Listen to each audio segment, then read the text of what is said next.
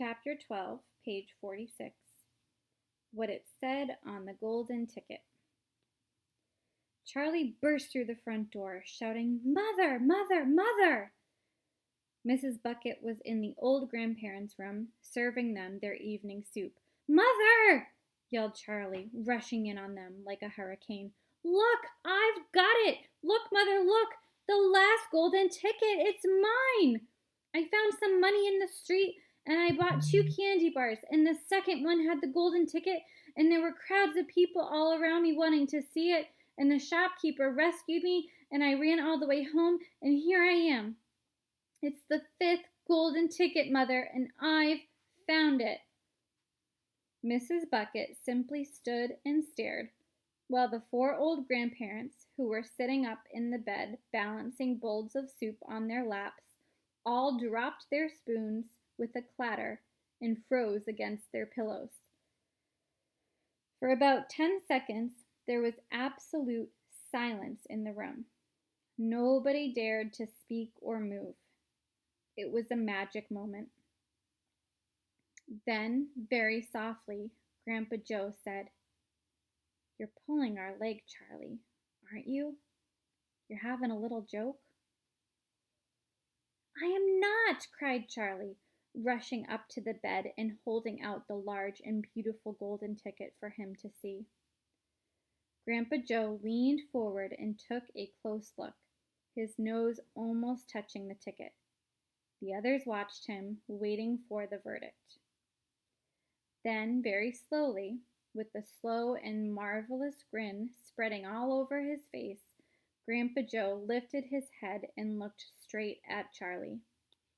The color was rushing to his cheeks, and his eyes were wide open, shining with joy.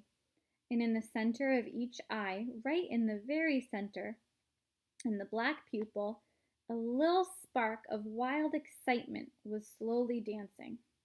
I love how the author is describing that. He didn't just say Grandpa Joe was excited. He was talking about what his eyes looked like.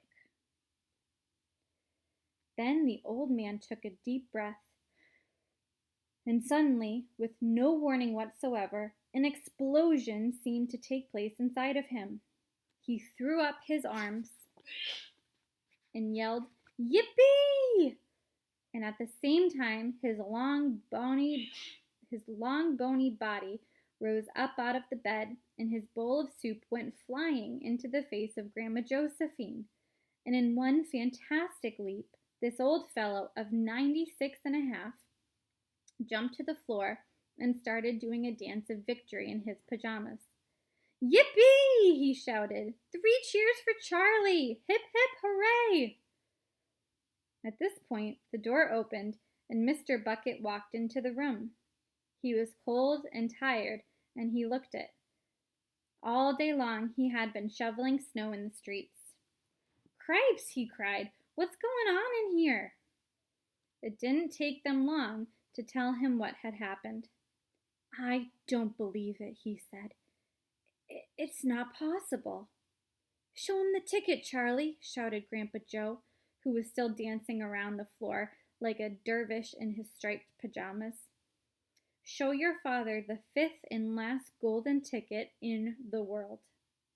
"Let me see it, Charlie," Mr. Bucket said, collapsing into a chair and holding out his hand.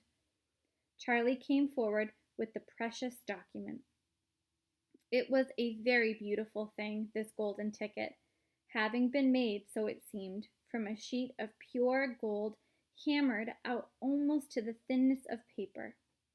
On one side of it, printed by some clever method in jet black letters, was the invitation itself from Mr. Wonka. "Read it aloud," said Grandpa Joe, climbing back into bed again at last. "Let's all hear exactly what it says." Mr. Bucket held the lovely golden ticket up close to his eyes. His hands were trembling slightly, and he seemed to be overcome by the whole business. He took several deep breaths. Then he cleared his throat and said, "All right, I'll read it. Here we go." Greetings to you, the lucky finder of this golden ticket from Mr. Willy Wonka. I shake you warmly by the hand. Tremendous things are in store for you. Many wonderful surprises await you. For now, I do invite you to come to my factory and be my guest for one whole day, you and all others who are lucky enough to find my golden tickets. I, Willy Wonka, will conduct you around the factory myself, showing you everything that there is to see, and afterwards, when it is time to leave, you will be escorted home by a procession of large trucks. These trucks, I can promise you, will be loaded with enough delicious edibles to last you and your entire household for many years. If at any time thereafter you should run out of supplies, or you should run out of chocolate, you only have to come back to the factory and show this golden ticket, and I shall be happy to refill your cupboard with whatever you want. In this way, you will be able to keep yourself supplied with tasty morsels for the rest of your life. But this is by no means the most exciting thing that will happen on the day of your visit. I am preparing other surprises that are even more marvelous and more fantastic for you and for all my beloved golden ticket holders. Mystic and marvelous surprises that will entrance, delight, intrigue, astonish, and perplex you beyond measure. In your wildest dreams, you could not imagine the things that could happen to you. Just wait and see. And now, here are your instructions. The day I have chosen for the visit is the first day in the month of February. On this day, and on no other, you must come to the factory gates at 10 o'clock sharp in the morning. Don't be late. And you are allowed to bring with you either one or two members of your own family to look after you and to ensure that you don't get into mischief. One more thing, be certain to have this ticket with you, otherwise you will not be admitted. Signed, Willy Wonka. The first day of February, cried Mrs. Bucket.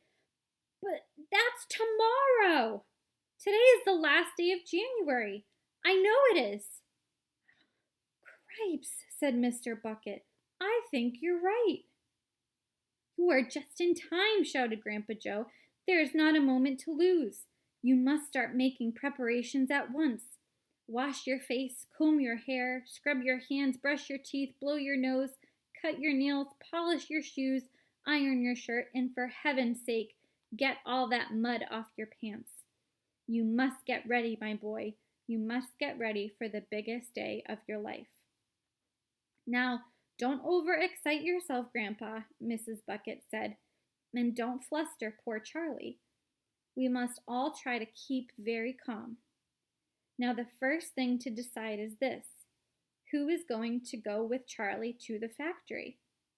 I will, shouted Grandpa Joe, leaping out of bed once again. I'll take him. I'll look after him. You just leave it to me. Mrs. Bucket smiled at the old man. Then she turned to her husband and said, How about you, dear?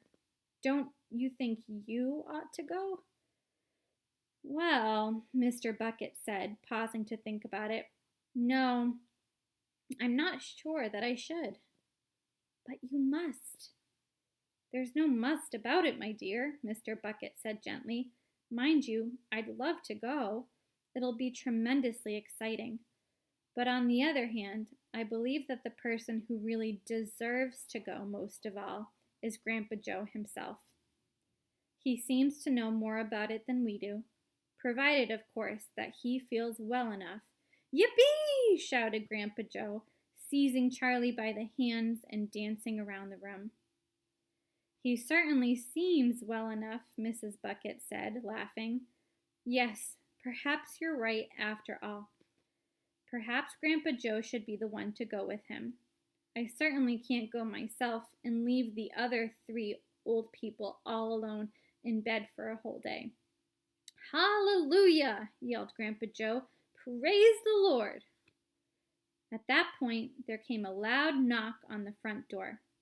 Mr. Bucket went to open it, and the next moment, swarms of newspaper men and photographers were pouring into the house.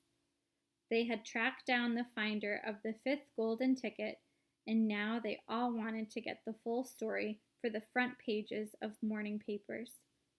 For several hours, there was complete pandemonium, so complete craziness, in the little house, and it must have been nearly midnight before Mr. Bucket was able to get rid of them so that Charlie could go to bed.